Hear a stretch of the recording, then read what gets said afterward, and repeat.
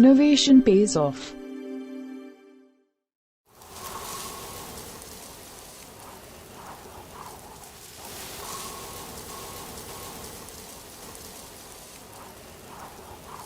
सब लोग यही जानना चाह रहे हैं कि अभी कोविड में हम लोग एजुकेशन इंस्टीट्यूशन इस सिचुएशन को हैंडल कैसे कर रहे हैं और मैनेजमेंट किस लेवल पे लीडरशिप दिखा रहा है। ऐसा है,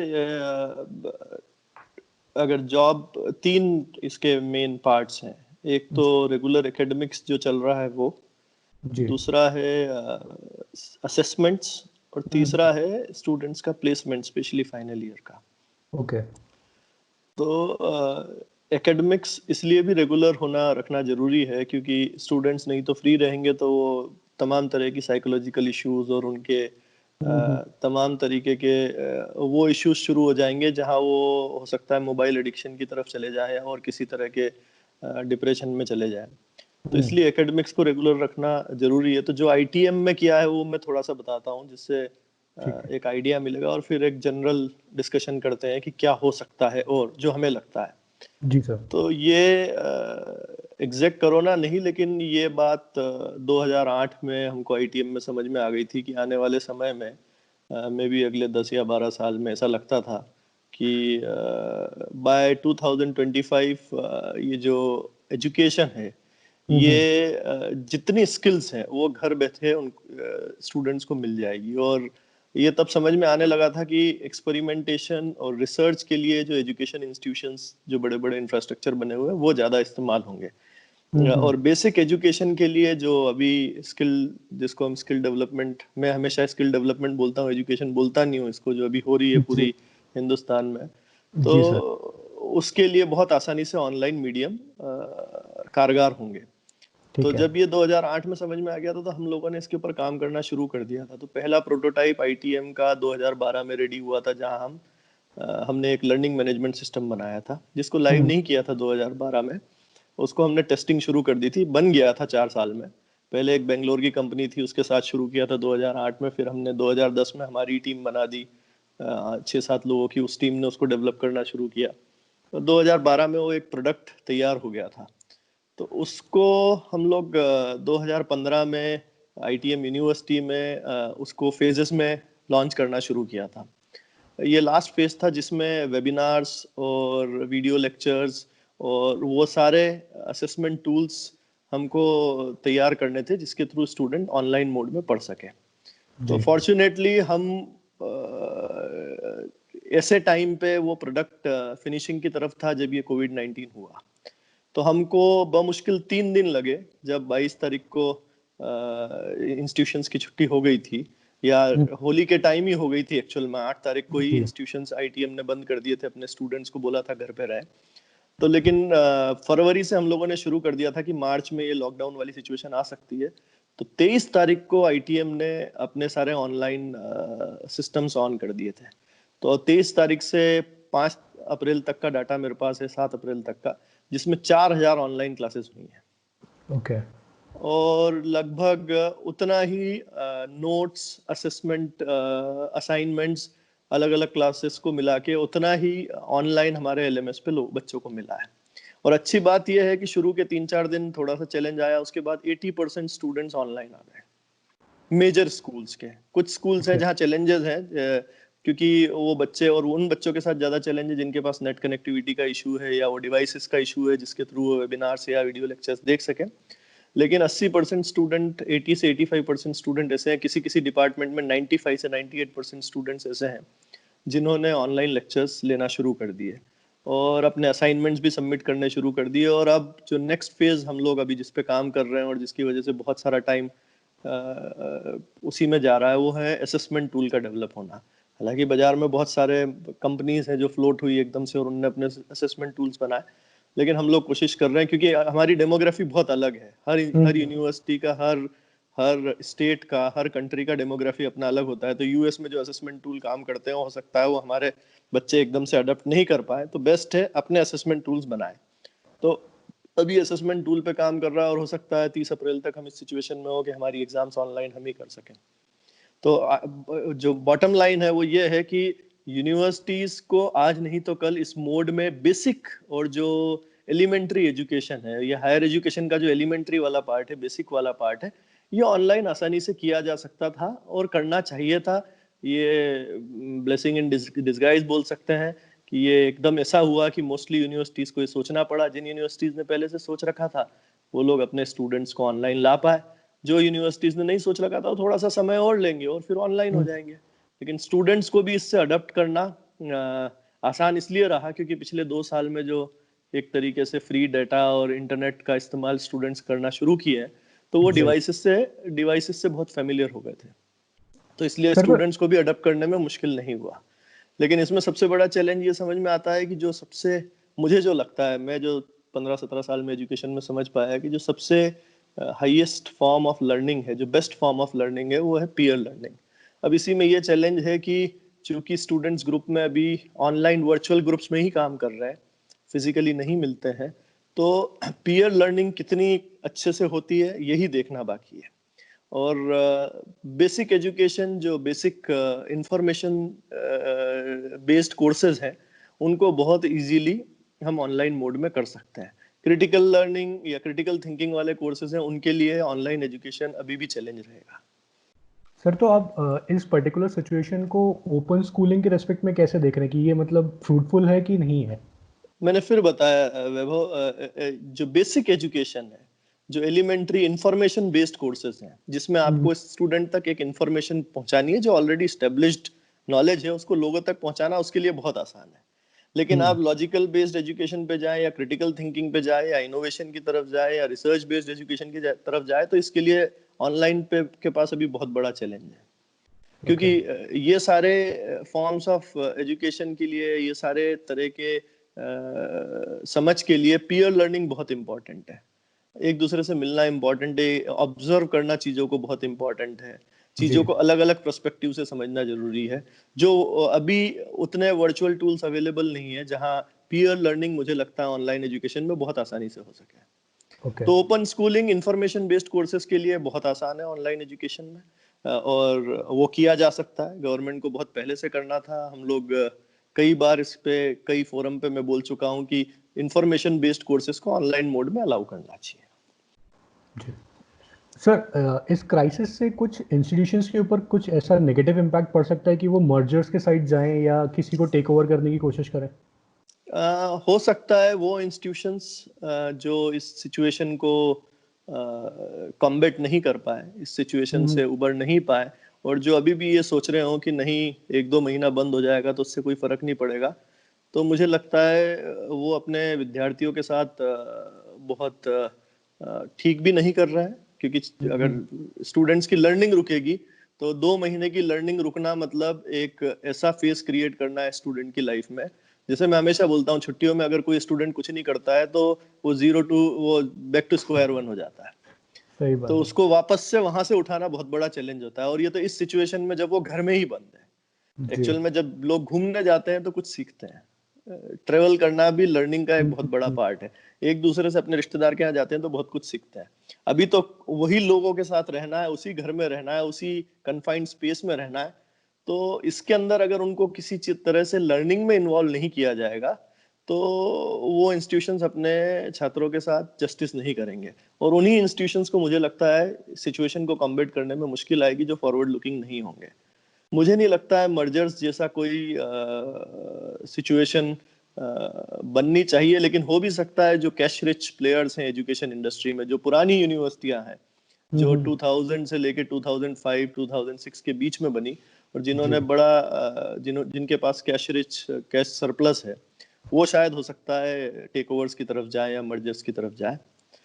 लेकिन अभी देखते हैं गवर्नमेंट क्या करती है। नहीं तो ऑनलाइन एक ऐसा ऑप्शन खुलेगा यूनिवर्सिटीज के सामने, अगर गवर्नमेंट उसको ओपन करेगी सारी यूनिवर्सिटीज को, तो ऑनलाइन मोड में बहुत सारी यूनिवर्सिटीज बड़े नंबर स्टूडेंट्स को पकड़ने की कोशिश करेगी, और ये बड़ी यूनिवर्सिटीज इसमें हो सकता है सफलता पा जाए। ओके सर, इस सिचुएशन में टीचर्स और फैकल्टीज के ऊपर क्या मेंटल स्ट्रेस पड़ रहा है जिन लोगों ने पहले कभी ऑनलाइन कोर्सेज ब्रॉडकास्ट ना किए हो, और उन लोगों को कैसे बेनिफिट हो रहा है जो दूर से इस चीज़ को एक्सेस कर रहे हैं, खासतौर से फैकल्टी के रिस्पेक्ट में? फैकल्टी मैं जितना समझ पाया हूँ, हमारी जो 500-700 फैकल्टी है उनसे जो बात होती है और कंटिन्यूस जो टच में है, उससे ये समझ में आता है कि फैकल्टी ने इसको आसानी से समझ लिया। कुछ ट्रेनिंग्स लगी शुरू में, लेकिन जी। जो बहुत सीनियर फैकल्टी है उनको थोड़ा सा चैलेंज हुआ। ओके। लेकिन जब उन्हें समझ में आ गया कि इसके अलावा कोई और रास्ता अभी है नहीं हम्म। और सिचुएशन इतनी आसानी से ठीक होने वाली नहीं है, तो मुझे लगता है 5-7 दिन के बॉटलनेक्स, 5-7 दिन की प्रॉब्लम हुई, उसके बाद सभी लोगों ने, अमूमन सारी फैकल्टी ने अपने क्लासेस ऑनलाइन शुरू कर दिए। जो इनिशियली कंफर्टेबल नहीं थे उन्होंने अपने लेक्चर्स को रिकॉर्ड किया, वीडियोस को हम्म। रिकॉर्ड किया और फिर वो हमारे लर्निंग मैनेजमेंट सिस्टम पे उसको अपलोड किया। तो बच्चों ने वो उसको एडिट भी कर पाए और ओके। बच्चों को जो इन्फॉर्मेशन वो देना चाहते थे वो दे पाए। तो मुझे ज़्यादा इसमें चैलेंज लगा नहीं मेजोरिटी ऑफ टीचर्स के साथ। और टीचर्स को इनिशियली थोड़ी सी मेहनत करनी पड़ी, लेकिन फिर समय काफ़ी था तो इसलिए टीचर्स कर पाए। और इनिशियली हमने बहुत आसान फेजेस में उसको शुरू किया था। पहले हफ्ते एक लेक्चर पर डे पर फैकल्टी को अलाउ किया, जिससे हम्म। मिनिमम 2 से 3 घंटा स्टूडेंट लेक्चरिंग में इन्वॉल्व हो। फिर धीरे धीरे उसको 2 से 3 लेक्चर पे ले गए, तो अभी 3 लेक्चर एक फैकल्टी पर डे ले रहा है। तो अब उसको धीरे धीरे जैसे अकस्टम होता जा रहा है, जो फैकल्टी को अभी चैलेंज आ रहा है वो 2 ले पा रहा है, जिसको नहीं चाहिए, जो ठीक कर पा रहा है वो 3 ले पा रहा है। तो महीने का, हफ्ते का पूरा एक शेड्यूल बना दिया है कि इतना एंगेजमेंट स्टूडेंट्स का साथ होना ही चाहिए। तो फैकल्टी बहुत तरीके से कर रही है, क्विजेज ले रही है ऑनलाइन अपने लर्निंग मैनेजमेंट सिस्टम पे। यूनिवर्सिटी और इंस्टीट्यूशन के लर्निंग मैनेजमेंट सिस्टम पे क्विजेज भी अलाउड है, असाइनमेंट्स भी अलाउड है। तो फैकल्टी के पास बहुत सारे टूल्स हैं जिसके थ्रू स्टूडेंट्स को एंगेज रख सके। सर, इस समय मैनेजमेंट और लीडरशिप जो टीम्स हैं उनको किस तरह के चैलेंजेस फेस करने पड़ रहे हैं अपार्ट फ्रॉम द बेसिक जो हम पहले ट्रेडिशनल मेथड यूज कर रहे थे? टाइम्स बहुत चैलेंजिंग है इसलिए क्योंकि मैनेजमेंट को ही अमूमन लीडरशिप ऐसी सिचुएशन में देनी पड़ती है। और जिन लोगों ने पहले से इस सिचुएशन या इस तरह के मोड के बारे में सोच रखा था, उनके लिए बहुत ज़्यादा ज़्यादा चैलेंजिंग नहीं रहा। जैसे चूंकि हम एलएमएस को 2015 से इम्प्लीमेंट किए हुए थे, इसलिए हर डिपार्टमेंट के कोऑर्डिनेटर्स बने हुए थे, सारे 100% फैकल्टी की ट्रेनिंग हो चुकी थी पिछले 3 साल में। और डीन्स और हेड्स को पता था कि अटेंडेंस सारी ऑनलाइन जा रही है। शायद तुम लोग पढ़ते थे तभी अटेंडेंस ऑनलाइन कर दी थी एमआईएस पे। तो ये जो जी सर। ये जो धीरे धीरे ट्रांजिशन हुआ था, इसके अंदर इसलिए हमको इतना ज्यादा बड़ा चैलेंज नहीं रहा क्योंकि ये फेजेस में ऑलरेडी इम्प्लीमेंट हो चुका था पिछले 3-4 साल में, 5 साल में। उन इंस्टीट्यूशंस, हम्म। उन मैनेजमेंट को बहुत ज्यादा प्रॉब्लम है जिन लोगों ने अभी तक इसके ऊपर काम नहीं किया था। तो उनको ओवर टाइम काम करके, अपने फैकल्टी को काउंसिल करके, स्टूडेंट्स को काउंसिल करके, उस प्लेटफॉर्म पे, जो भी प्लेटफॉर्म वो इस्तेमाल करें, भले ही थर्ड पार्टी का करें या खुद का बनाया हुआ करें, उस पे उनको लाने में ही सबसे बड़ा चैलेंज हो रहा होगा, क्योंकि ये एक चेंज मैनेजमेंट का प्रोसेस है। तो जब हमने जी। 2015 से इसको लागू करना शुरू किया था, तो स्टूडेंट्स पहले बोला कि अटेंडेंस ऑनलाइन क्यों चेक करें, हम तो रजिस्टर में ही लगाएंगे। टीचर्स ने बोला ऑनलाइन क्यों लगाएं, फिर फीस हम ऑनलाइन क्यों सबमिट करें, फीस ऑनलाइन कैसे देखें। वो सारे जी। चैलेंजेस इनिशियली आए थे। तो ये अपन इन फेजेस से, जो चेंज मैनेजमेंट वाला फेज था, इससे ऑलमोस्ट निकल चुके थे, इसलिए बड़ा चैलेंज नहीं आया। लेकिन जो अब इसको अडॉप्ट कर रहे हैं, उन उन उन इंस्टीट्यूशंस के मैनेजमेंट को बहुत स्ट्रांग लीडरशिप स्किल्स दिखानी पड़ेंगी, और स्पेशली उस जगह पे जहाँ चेंज मैनेजमेंट है। तो leaders have to start with the change. तो पहले, सबसे पहले, चूंकि हमको ये जो हायर मैनेजमेंट है किसी भी इंस्टीट्यूशन का, उसको ये देखना पड़ेगा कि वो सारी रिपोर्ट्स ऑनलाइन देख पा रहा है कि नहीं। तो उसको भी तो जी। अपने प्रोडक्ट से फेमिलियर होना पड़ेगा। तो पहले वो होगा, फिर वो टीचर्स को काउंसिल करेगा, फिर वो स्टूडेंट्स को चेंज मैनेजमेंट की तरफ ले जाएगा। फिर उसमें फिर टाइम टेकिंग प्रोसेस होगी, और उसमें सबसे बड़ा चैलेंज जो मुझे लगता है एक लीडर के लिए होगा, वो होगा चेंज मैनेजमेंट। ओके। सर, जैसे अभी हम लोग देख रहे हैं कि काफ़ी सारी बड़ी कंपनियां ऑलरेडी बैंकरप्ट होने वाली हैं या होने की कगार पे हैं, और वो अपने जॉब्स को मतलब पुल आउट कर रहे हैं, कॉट कटिंग कर रहे हैं हर तरीके से।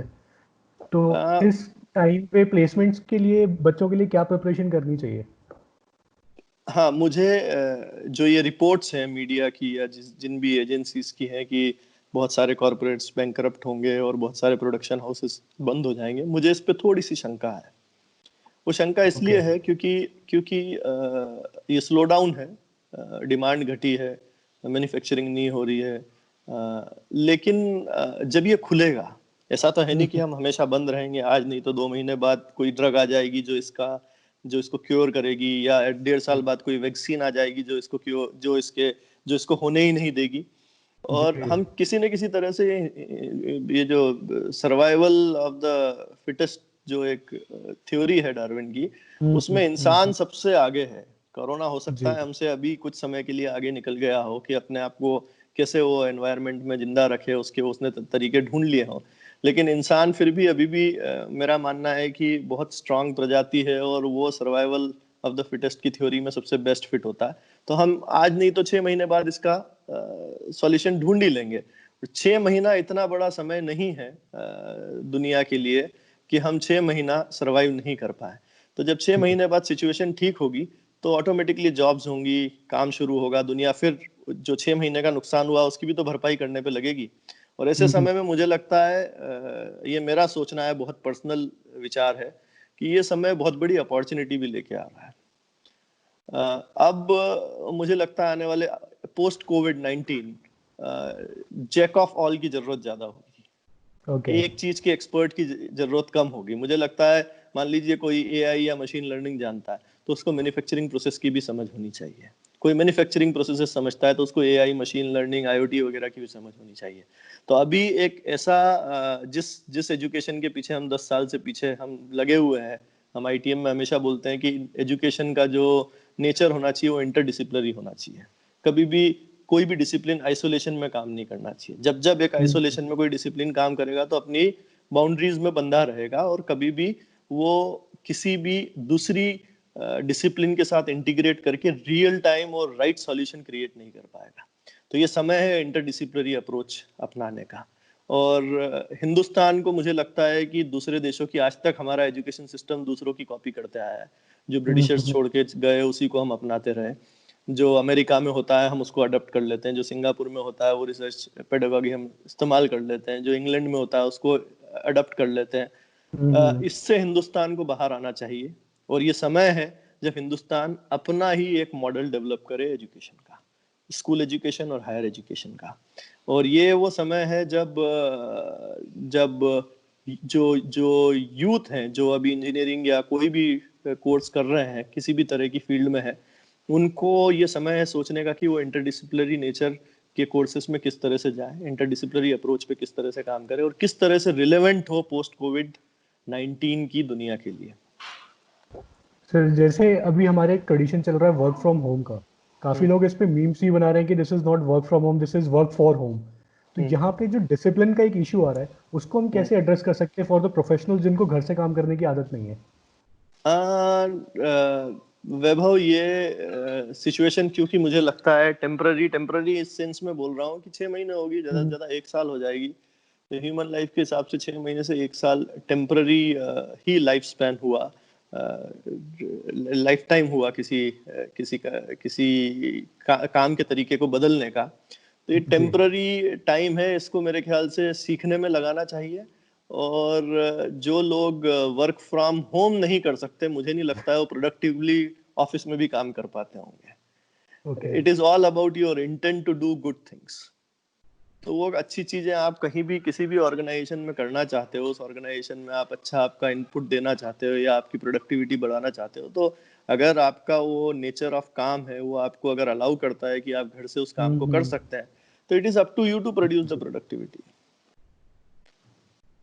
सर जैसे कुछ स्टूडेंट्स हैं जिनको काफ़ी ज़्यादा हैवॉक क्रिएट हो गया है कि अब उनको लेक्चर्स अटेंड करने हैं, नोट्स बनाने हैं, एग्जाम्स होंगे नहीं होंगे, हो हम्म, सकता है जैसे एग्जाम्स पोस्टपोन हो रहे हैं स्कूल के हम्म, स्टूडेंट्स के लिए, उनको हम्म, प्रमोट किया जा रहा है आगे की हम्म, क्लासेस में। तो क्या ये हम्म। पॉसिबिलिटी इंजीनियरिंग लेवल पे या कॉलेज लेवल के स्टूडेंट्स के लिए भी है? वैभव, अगर पर्सनली मैं not as a pro chancellor of ITM university बोलूं जी और सर। मैं अपने पर्सनल ओपिनियन दूं, जो तुमने कल कहा था कि एग्जैक्टली। आप पर्सनली क्या जी। सोचते हो बताना, मैं जी सर। ऑलरेडी एग्जामिनेशन सिस्टम के बहुत खिलाफ हूँ। ओके। मैं कभी भी नहीं मानता हूँ कि 3 घंटे में जो बच्चा करता है उससे ये असेस किया जा सके कि उसने साल भर में क्या किया है। पहले तो वो मशीन नहीं है, वो इंसान है। सही बात है। उसके बहुत सारे इश्यूज होते हैं उस 3 घंटे में कि वो परफॉर्म कर पा रहा है कि नहीं कर पा रहा है। तो मैं हमेशा जो अपने को आईटीएम के पास एक असेसमेंट मिक्स है जिसको हम एबीसीए बोलते हैं, activity based continuous assessment system. मेरा बस चले तो 100% मार्क्स में उसी बेसिस पे देना अगर सरकार अलाउ करे तो। मैं इसको बहुत जगह पिच भी कर चुका हूँ। ये 3 घंटे परीक्षा का सिस्टम बाबू बनाने की एक स्ट्रेटेजी है और प्योर मेमोरी बेस्ड स्ट्रेटेजी है। तो मुझे नहीं लगता है कहीं से भी कि किसी, जैसे मैं कैम्ब्रिज की परसों कॉन्फ्रेंस देख रहा था, आईटीएम ग्लोबल स्कूल में कैम्ब्रिज का कोर्स चलता है, तो उनके जो क्योंकि कैम्ब्रिज दुनिया भर में बोर्ड है, 200 देशों में वो बोर्ड चलता है, दुनिया का सबसे पुराना बोर्ड है। तो उन्होंने अपने सारे देशों के लिए एग्जाम्स कैंसिल कर दिए इस साल। इवन 10th क्लास के लिए अभी उन्होंने अलाउ कर दिया कि स्कूल और टीचर्स के ऊपर डिपेंड करता है वो क्या ग्रेड्स दें, लेकिन उनको ये प्रूव करना पड़ेगा कि मान लीजिए किसी टीचर ने बी ग्रेड दिए तो उसको साल भर का काम का असेसमेंट करना पड़ेगा कि उस बच्चे ने साल भर में क्या किया इसलिए बी ग्रेड दिया है। सही बात है जी। तो ये जो एग्जामिनेशन का जो प्रेशर हमारे बच्चों पे दे रखा है हमने, स्कूल एजुकेशन से लेके हायर एजुकेशन पे, उसकी क्रिएटिविटी, उसकी क्रिटिकल थिंकिंग, उसकी सोचने की क्षमता, वो सबको किल करता है और खाली एक ही चीज को बढ़ाता है, वो है कैसे ज्यादा से ज्यादा वो याद रख सके, और मेरी भाषा में कहूँ तो कैसे ज्यादा से ज्यादा वो रट सके। सही तो बात है। मुझे नहीं लगता इससे कोई खास फर्क पड़ेगा। मैं तो होपफुल हूँ कि इससे कहीं एक अच्छी चीज निकल आए, वो ये कि लोग कॉन्सेप्ट्स को समझना शुरू कर दें बच्चे, क्योंकि अब परीक्षा नहीं लिखनी है तो वो जो समझेगा वो समझने लगे, वो असाइनमेंट को इस तरीके से करने लगे कि उसने क्या सीखा है। हमारे टीचर्स के पास ये बहुत बड़ी अपॉर्चुनिटी है जब क्वेश्चन आंसर बेस्ड असाइनमेंट की जगह थिंकिंग बेस्ड असाइनमेंट वो बच्चों को फ्लोट करना शुरू कर दें। वो दे ही नहीं जो सीधे सवाल किताबों में पूछे हुए हैं, वो कुछ ऐसा पूछे जो उसने पढ़ा है कि वो ये पता कर सके कि बच्चे ने क्या समझा। एक्चुअल सही में बात। परीक्षा का भी बेसिक कॉन्सेप्ट यही होना चाहिए कि बच्चे को हमने जो साल भर पढ़ाया उसमें उसे क्या समझ में आया है। ये कॉन्सेप्ट नहीं होना चाहिए कि हमने बच्चे को साल भर में जो पढ़ाया है वो उसे कितना याद है। हमें ये समझना चाहिए कि उसे कितना समझ में आया। तो जो अंडरस्टैंडिंग बेस्ड क्वेश्चन है वो अंडरस्टैंडिंग बेस्ड असाइनमेंट में कन्वर्ट कर दिए जाए इस अपॉर्चुनिटी का इस्तेमाल करते हुए। और ये जो जिसको मैं हमेशा फर्जी एग्जामिनेशन सिस्टम बोलता हूँ, इस एग्जामिनेशन सिस्टम से किसी तरह हम बाहर आ सके, तो मुझे लगता है ये इस अपॉर्चुनिटी का सही इस्तेमाल होगा। सर और कम आपका। से कम एक अच्छी चीज कोरोना के बहाने निकल के आ सकेगी। नहीं, बिल्कुल सर, कोशिश सब लोग इसी के लिए कर रहे हैं। सर मेरा लास्ट सवाल आपसे ये था कि जो लोग स्टार्टअप्स के साइड जाना चाहते हैं फ्रॉम हम्म, जो भी वो बैचलर कोर्स कर रहे हैं, तो इस टाइम पे काफ़ी सारे स्टार्टअप्स हॉल्ट पे आ गए क्योंकि उनके सारे ऑपरेशंस बंद हो गए, कैश फ्लो हम्म, लिमिटेड है सबका, सबके हम्म, पास कुछ ना कुछ एक्सपेंसेस हैं। तो हम्म। आप मतलब क्या रिकमेंड करेंगे उनको कि वो इस पर्टिकुलर सिचुएशन से बाहर आ सकें? वैभव, मुझे लगता है ये स्टार्टअप्स के लिए गोल्डन पीरियड है। थोड़ा हिस्ट्री में जाते हैं। जी। दुनिया में सबसे बड़े इनोवेशंस तब हुए जब इस तरह की आपदा आई। हाँ। दुनिया में सबसे बड़े टेक्नोलॉजिकल इनोवेशंस तब हुए जब सेकेंड वर्ल्ड वॉर खत्म हुआ, जब दुनिया के सामने एक ऐसा सिचुएशन आ गया कि अब हमें फिर से जीरो से शुरू करना है। जापान जैसे देश ने पूरे उसके प्रमुख शहरों के खत्म होने के 30 साल में दुनिया में सबसे डेवलप्ड और सबसे तकनीकी रूप से डेवलप्ड कंट्री का तगमा पाया। सही बात है। तो जब जी। जब इस तरह की आपदाएं आती है तो युवाओं के सामने एक अपॉर्चुनिटी होती है। चैलेंजेस होंगे, जब तक चैलेंजेस नहीं होंगे हम अपना बेस्ट दे ही नहीं पाएंगे। अब हमारे यूथ को हमारे टीचर्स, हमारे लीडर्स, पॉलिटिकल लीडर्स या जितने सोशल लीडर्स हैं वो किस तरह से हमारे यूथ को मोटिवेट करते हैं इस समय में, जिससे वो डिप्रेशन की जगह इसको चैलेंज समझ के इसके सॉल्यूशंस पे काम करना शुरू कर दे। हम रोज न्यूज में देख रहे हैं ना, कोई 7,000 का वेंटिलेटर बना रहा है, कोई 1 लाख मास्क बना रहा है बिना रिसोर्सेस के, कोई ऐसे प्रोडक्ट्स पे काम कर रहा है जो कोरोना के जो पेशेंट्स हैं उनको मदद मिल रही हो, जिससे किसी ने रोबोट बनाया, कुछ स्टूडेंट्स ने मिलके कि जिससे इंटरेक्शन कम से कम हो कोरोना पॉजिटिव लोगों से। तो अभी पूरा जो जी। फोकस है वो कोरोना पे है, इनोवेशन का। मैं यही रिक्वेस्ट कर रहा हूँ, कल हमारे एलुमनाई के एक ग्रुप से एक वेबिनार हो रहा था, जब मैं बात नहीं कर पाया तुमसे, तो वो सब एलुमनाई से यही बात हो रही थी कि भाई इस समय पोस्ट कोविड भी सोचना शुरू करो। कोविड पे तो एग्जैक्ट। सभी लोग फोकस कर रहे हैं ना, कोविड 19 क्या होगी दुनिया, क्या रिक्वायरमेंट्स होगी, उन कॉन्सेप्ट पे काम शुरू करो। आज रिसोर्सेज नहीं है ना, आज तुम प्रोटोटाइप या आइडिया पे तो काम कर ही सकते हो ना। 6 महीने बाद रिसोर्सेज नहीं होंगे ऐसा नहीं होगा, क्योंकि दुनिया को फिर से इस जो इकोनॉमिक इंजन है इसको फिर से एक्सिलरेट करने के लिए लोग चाहिएंगे, आइडियाज चाहिएंगे, खूब सारे प्रोडक्ट्स चाहिएंगे। इस सही बात। दुनिया पे फिर से अगर ऐसी आपदा आए तो दुनिया को इतना स्ट्रगल नहीं करना पड़े, इसके लिए सरकारें इनिशिएटिव लेंगी। सरकारें ऐसे सॉल्यूशंस की तरफ जाएगी कि उसको किसी भी ऐसी सिचुएशन के लिए एक दिन भी लॉकडाउन नहीं करना पड़े, अपने इकोनॉमी को इफेक्ट नहीं होने देना पड़े, अपने प्रोडक्शन को इफेक्ट नहीं देना पड़े। तो इतना बड़ा चैलेंज और इतने सारे चैलेंजिंग सॉल्यूशंस चाहिए इस समय यूथ से, और जितने लोग हैं जो सोचते हैं, तो मुझे लगता है ये गोल्डन पीरियड है जो लोग स्टार्टअप की तरफ या नए आइडियाज की तरफ जाना चाहते हैं और जो चैलेंजेस से नहीं डरते हो। सर एक आपका लास्ट मैसेज जो कि पेरेंट्स, टीचर्स और स्टूडेंट्स के लिए डेडिकेटेड हो कि अब उनको क्या एग्जैक्टली प्लान करके चलना चाहिए और कैसे ये सारी चीज़ें ख़त्म करें अपने एंड से। सबसे पहले स्टूडेंट्स के लिए, क्योंकि मुझे स्टूडेंट्स से ही बात करने में सबसे ज्यादा मजा आता है, मैं कुछ और करता नहीं हूँ, तुम तो जानते हो अच्छी तरह से। जी। स्टूडेंट्स को इस समय को बिल्कुल बर्बाद नहीं करना चाहिए। अगर वो कोई नए सॉल्यूशंस की तरफ सोचना चाहते हो तो प्रॉब्लम्स को आइडेंटिफाई करें। आज की डेट में वो समय नहीं है जो सेकेंड वर्ल्ड वॉर के बाद था या 2009 रिसेशन के टाइम था, 2008 रिसेशन के टाइम था, या 2001-2000 रिसेशन के बाद था, जब इंटरनेट उनके पास नहीं था। आज सैकड़ों प्रॉब्लम लोग रोज हर मिनट शेयर कर रहे हैं पूरी दुनिया से। उन प्रॉब्लम्स का अगर सैकड़ों प्रॉब्लम में से एक प्रॉब्लम का भी वो राइट सॉल्यूशन निकालता है तो मेरे ख्याल से वो एक पूरा आइडिया एक स्टार्टअप के रूप में तैयार हो सकता है। अगर कोई मान लीजिए इस तरफ नहीं जाना चाहता है तो इस समय को इतना कुछ पढ़ने को है दुनिया में, इतनी अच्छी किताबें हैं, इतने अच्छे टेड टॉक्स हैं, इतने अच्छे नोट्स हैं, इतने अच्छे रिसर्च पेपर्स हैं जो इंटरनेट पे फ्रीली अवेलेबल है। इस समय को जो हमारे स्टूडेंट्स हैं उनको खूब पढ़ने में लगाना चाहिए। चाहे तो हफ्ते में 1 या 2 फिल्म एक्स्ट्रा देख सकते हैं, जो कि एक ही देखते हो तो 3 फिल्में देखें जिससे वो खुश भी रहें, अपने दोस्तों से बात करें और इस समय को बिल्कुल भी वेस्ट ना करें। और जो दूसरी चीज मैं उनको कहना चाहता हूँ, किसी भी तरह के डिप्रेशन में नहीं जाए, डरे नहीं। युवा को डरने की इसलिए कम जरूरत है क्योंकि युवा इससे मर नहीं रहा है। यूथ इससे इम्यूनिटी डेवलप कर रहा है। जो स्टडीज आ रही है कि 90% यूथ को इससे हल्की फुल्की खांसी होती है और इससे ज्यादा कुछ नहीं हो रहा है। बहुत 4%, 3% कुछ क्रिटिकल हो रहे हैं और डेथ उन्हीं की हो पा रही है जिनको कोई अंडरलाइन कंडीशंस है। तो यूथ को तो इससे बिल्कुल स्ट्रगल करना चाहिए, इसको चैलेंज की तरह अपनाना चाहिए। और ये जो लॉकडाउन का पीरियड है, जो उनको रेगुलर जब वो यूनिवर्सिटी या कॉलेज जाते हैं तो वो हमेशा ये बोलते हैं कि सर 6 घंटे 7 घंटे हमको यूनिवर्सिटी में हो जाते हैं, हमें समय नहीं मिल पाता है, थक पाते हैं। अभी समय ही समय है, लेट अस सी वो कितने तीर मार सकते हैं। तो मैं उन सबको यही कहना चाहता हूँ कि इस समय का फुल इस्तेमाल करें, बिल्कुल डिमोरलाइज नहीं हो, प्रॉब्लम्स को देखें, सॉल्यूशंस ढूंढे और सबसे इंपॉर्टेंट चीज इंटरडिसिप्लिनरी लर्निंग की तरफ जाए और इंश्योर करें कि हर हफ्ते वो एक किताब पढ़ रहा है। Answer for teachers and parents.